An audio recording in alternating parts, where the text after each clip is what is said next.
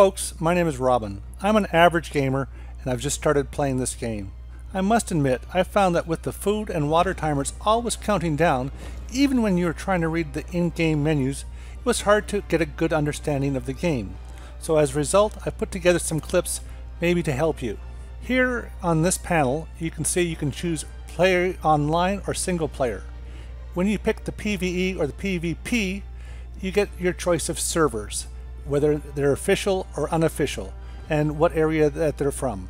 There's also a number of different types of server settings that dictate how that server is played. In the single player mode, there are 3 options.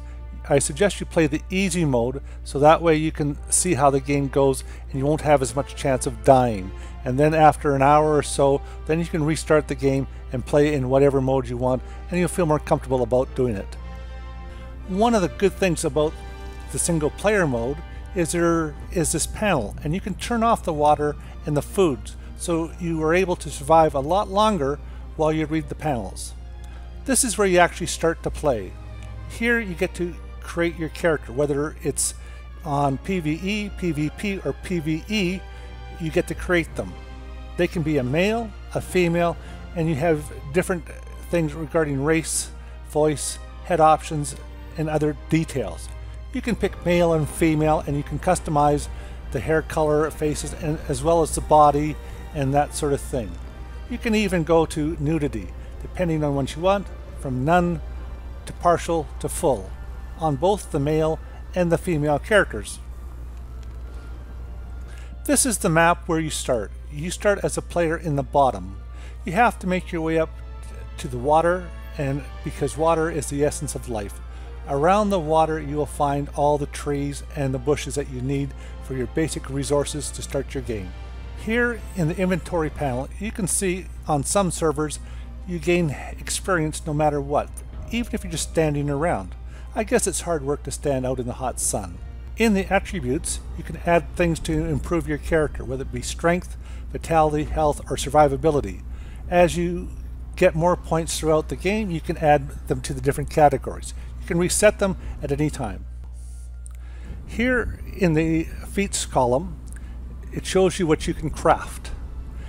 This craft here is very important because one of the first things you will need to help make your gameplay better is a fiber bedroll. We'll explain that one a bit more, but that and the tools are very handy at the start.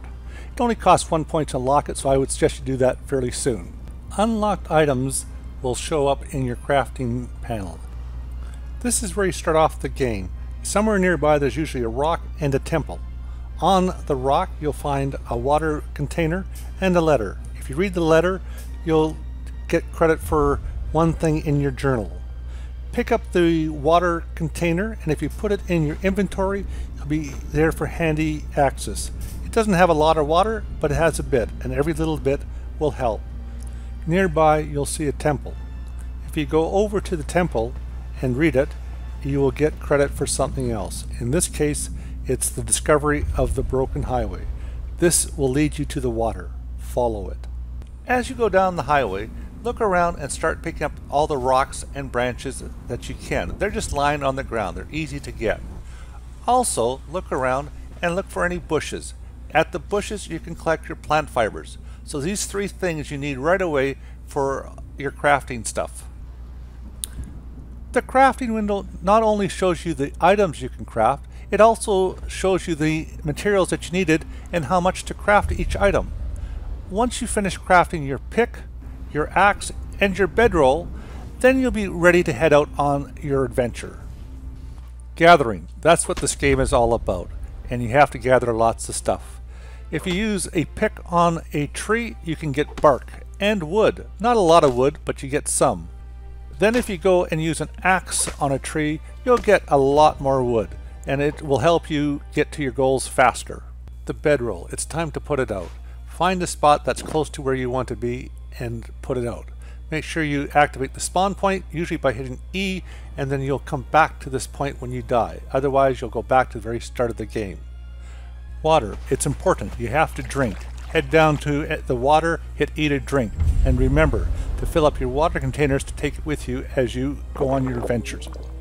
Look around for different things to eat. There's eggs, bugs, and insects. They'll all add up and help keep your stomach full. Remember, while you're out looking for food, there are creatures that want to eat you. They are hungry also. So if you get into a battle and you can kill them, then you can harvest them for their meat, and then you can take that and get it cooked. If you haven't unlocked your campfire by now, go ahead. Remember, raw meat goes bad. If you eat bad meat, you'll become violently ill. You don't want that. So, you need a campfire. Take your campfire and put wood and meat as per this diagram, and then away you go. You can cook a variety of meats all at the same time, and once you turn it on, there you go. It starts cooking. Cooked meat is safer than raw meat. Death takes many forms in this game. You can die because of lack of water, food, killed by animals, fall, or run into a cursed wall. I guess this was the boundary of the game. Remember, always have a spawn point made and don't forget to activate it. Otherwise you could have a very long run back to where you were.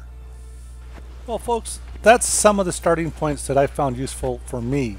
Hopefully you can see that they are useful to you. There's still lots more to do in this game, such as collecting a lot of more stones for the next phases of the game.